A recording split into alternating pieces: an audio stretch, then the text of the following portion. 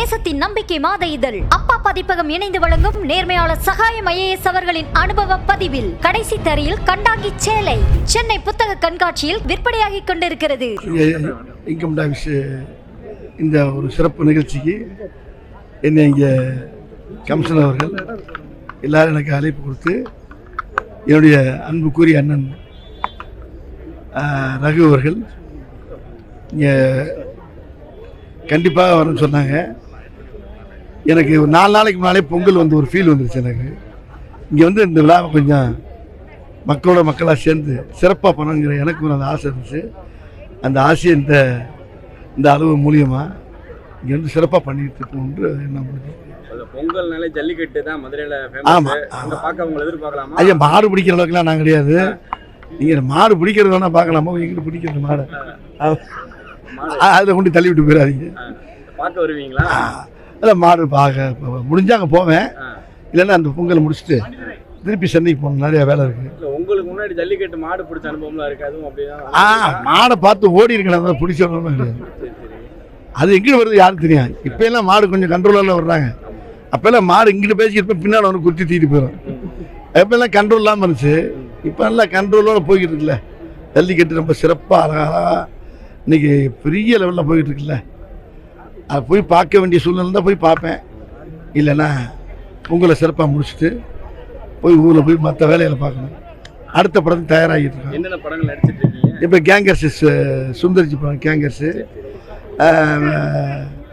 Both பாசிலோட சேர்ந்து Morrison படம், இப்போ 2 படம் ரெடியாக இருக்குது. நீ அடுத்த பிரபுராவும் நானும் சேர்ந்து ஒரு படம் நடிக்கலாம். அடுத்த பிரபுராவும் நானும் சேர்ந்து ஒரு படம் பண்ணுறோம்.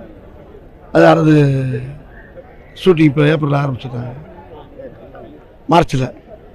மேடையில் பேசும்போது ஒரு கோரிக்கை ஒன்று வச்சிங்க, அது எப்படி? என்ன கோரிக்கை?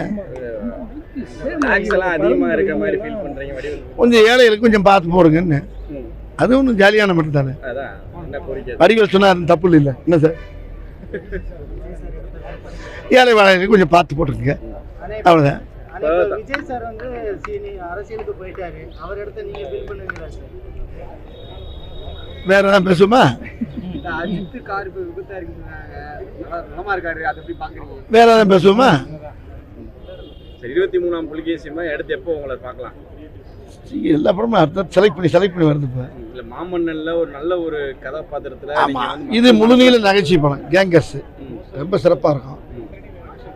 கேங்கர்ஸ் பார்த்தீங்கன்னா குழந்தை குட்டியோட எல்லாரும் சேர்ந்து ரசிக்கிற அளவுக்கு படம் பிரமாமாக வந்திருக்குது. ஆமாம், தமிழ் சினிமாவில் முன்றைய மாதிரி முழுநீள காமெடி படங்கள் வந்து வருவது ரொம்ப குறைஞ்சிருச்சு. இதை மாதிரி பார்க்குறீங்க நீங்கள்? ஏன்னா நீங்கள் உங்களோட பீக்கில் பார்த்தீங்கன்னா அந்த காமெடி படங்களுக்கு மக்கள் மத்தியில் பெரிய வரவேற்பு கிடைச்சிச்சு. இல்லை, நான் வந்து மொத்தம் 3 பரிமாணம் எடுத்தேன். ஒரு பரிமாணம் என்னென்னா ட்ராக் பண்ணுவேன். இப்போ அந்த ட்ராக்கை நிப்பாட்டிட்டேன். ஆமாம், இப்போ ட்ராக்கை நிப்பாட்டிட்டான்.